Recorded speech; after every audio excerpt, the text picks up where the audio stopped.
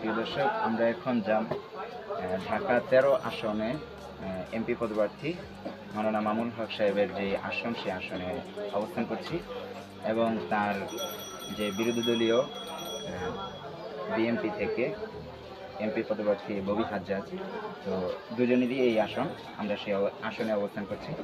এখন আমরা এখান থেকে জানতে চাচ্ছি যে এই এলাকার লোকজন কাকে পছন্দ করে। তো প্রিয় দর্শক, আপনারা আমাদের সাথে থাকুন। আসসালামু আলাইকুম। আসসালামু আলাইকুম। জামিয়া রহমানিয়ার পাশে আল আজহার লাইব্রেরি থেকে আমাদের সমর্থন হচ্ছে আল্লাহ মামুনুল হক সাহেব আসন থেকে বাছাই হবে এবং রিক্সা মার্কায় বিজয় হয়ে সংসদে মামুনুল হক সাহেব যাবে, কোন হাদিসের কথা বলবে, আমরা এটাই চাই। আপনি মাওলানা মামুনুল হক সাহেবকে কেন পছন্দ করছেন? মামুনুল হক সাহেবের ব্যক্তি থেকে পরিবার, সমাজ, রাষ্ট্র, তার প্রত্যেকটা সেক্টরে আমরা চিনি এবং আমরা দেখে আসতেছি।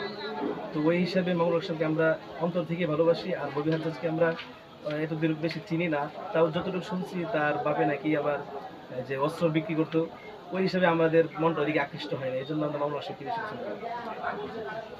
আপনি মামুনুল হক সাহেবের হাতে মোহাম্মদপুরকে কতদূর এগিয়ে দেখতে চাচ্ছেন? আমরা আশাবাদী যে মামুনুল সাহেব যদি এই আসনে নির্বাচিত হন, তাহলে আমরা এটা আশা করি যে এখানে সন্ত্রাসমুক্ত, চাঁদাবাজ মুক্ত এবং শিশু গ্যাং মুক্ত এই মোহাম্মদপুর 13 আসন গঠিত হবে। ধন্যবাদ আপনাকে।